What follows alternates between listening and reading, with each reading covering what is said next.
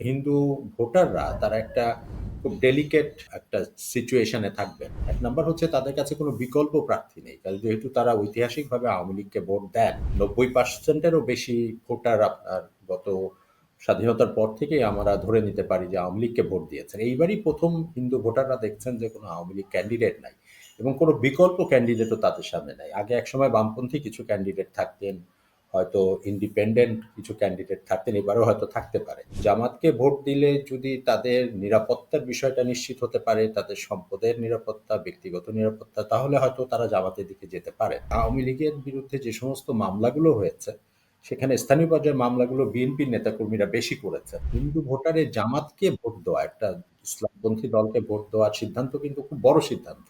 কোনো জায়গায় আমার ধারণা যে জামাতও কিছু ভোট পাবে। হয়তো বেশিরভাগ জায়গায় যদি সিদ্ধান্ত নিতেই হয়, হয়তো দেখা যাবে যে বিএনপির জায়গায় হয়তো ভোট চাচ্ছে।